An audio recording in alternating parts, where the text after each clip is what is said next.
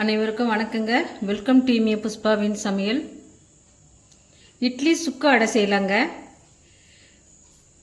நம்ம வீட்டில் இட்லி மீந்துடுச்சுன்னா அந்த மீந்த இட்லியை வேஸ்ட் பண்ணாமல் ஒரு ரெசிபி செய்யலாங்க. இப்போ ஒரு 4 இட்லி எடுத்திருக்கேன். இந்த இட்லியை சின்ன சின்னதாக கட் பண்ணி மிக்ஸி ஜாரில் போட்டு கொஞ்சோண்டு தண்ணி தெளித்து நைஸாக அரைச்சின்னு வந்துடலாங்க. 2 சுக்கு எடுத்துருக்கிறேன். நல்லா பெரிய சைஸாக எடுத்துக்கலாம்.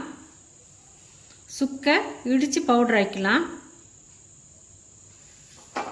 ஒரு கைப்பிடி அளவு கருவேப்பிலை போட்டு பொடியாக கட் பண்ணி வச்சுக்கிறேன்.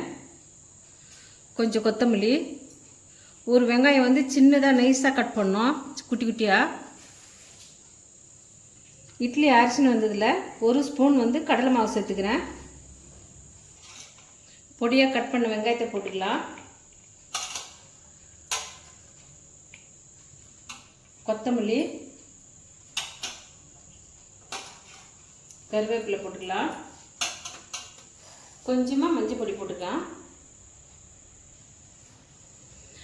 பவுடர் பண்ண சுக்கு பொடியை மாவில் சேர்த்துக்கலாங்க. தேவையான அளவு சால்ட் சேர்த்துக்கலாங்க. இட்லியில் ஏற்கனவே சால்ட் இருக்கும், அதை பார்த்து திட்டமாக கொஞ்சமாக சால்ட் சேர்த்துக்கலாம். மாவை கலந்து விட்டுக்கலாங்க. இதுமாரி பிளாஸ்டிக் பேப்பர் போட்டுக்கலாங்க. கொஞ்சமாக ஆயில் தடிக்கலாம் பேப்பரில்.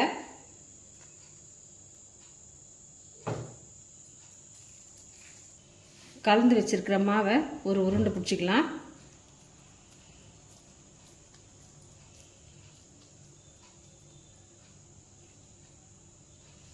இந்த பிளாஸ்டிக் பேப்பரில் வச்சு நைஸாக தட்டிக்கலாம்.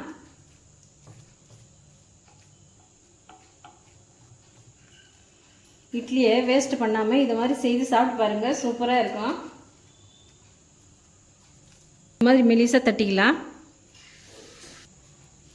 ஸ்டவ் பற்ற வச்சு தவா வச்சுக்கலாங்க. தவா நல்லா சூடாகிடுங்க. எண்ணெய் ஊற்றிக்கலாம்.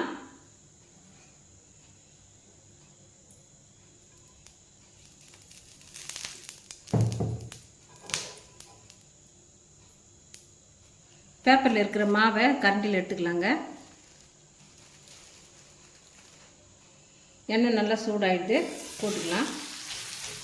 சிம்மில் வச்சு சுட்டு எடுக்கலாங்க. ஒரு பக்கம் வெந்துடுதுங்க, திருப்பி போட்டுக்கலாம்.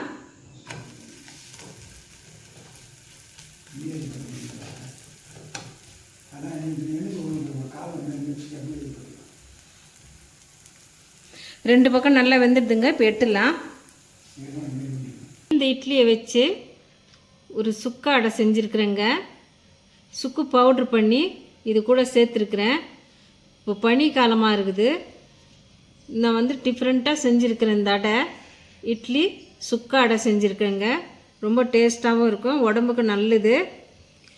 இந்த வீடியோ உங்களுக்கு பிடிச்சிருந்தா நம்ம சேனலை சப்போர்ட் பண்ணுங்கள், லைக் பண்ணுங்கள், ஷேர் பண்ணுங்கள், கமெண்ட் பண்ணுங்கள், சப்ஸ்கிரைப் பண்ணுங்கள். மறக்காமல் பக்கத்தில் இருக்க பெல் பட்டனை கிளிக் பண்ணிவிடுங்க. தேங்க்யூ.